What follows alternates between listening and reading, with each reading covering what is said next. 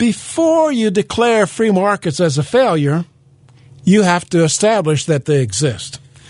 Now, you hear a lot of people saying that this economic crisis or this financial crisis that we're in represents a failure of capitalism or deregulation, too much deregulation, free market capitalism. Well, there's an interesting article by a research fellow named David Henderson. He's a research fellow at Stanford's Hoover Institution. And he writes in a magazine, Are We Ailing from Too Much Deregulation? It's in the Cato Institute policy report last December. And there's something in Washington called the Federal Register, and it lists new regulations, and which are a proxy for the kind of regulation that we have in our economy.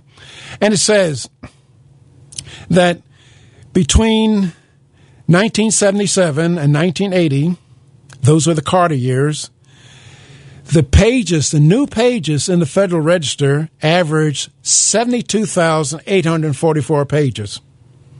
During the Reagan years, the average fell to 54,000 pages. During the Bush 1 years, they rose to 59,000. During the Clinton administration, it rose to 71,000. And during the Bush administration, it set a record of 75,000 pages. Does this sound like there's been deregulation? Let me go on. Employees in government regulatory agencies grew from 146,000 people in 1980 to 238,000 in 2007. That's a 63% increase.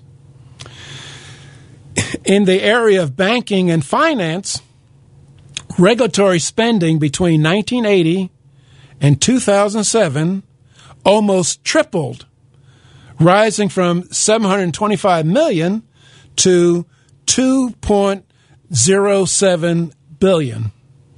Now, so the question I'm asking you is, what are we to make of congressmen and news media people who tell us that the financial meltdown is a result of free markets and financial deregulation?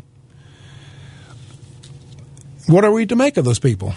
Now, what are we to make of people who produce something that is untoward and then try to fix it? You know, what I have in mind is, how many of you, if you saw a building on fire, how many of you would call the arsonist who set it afire to help you put it out?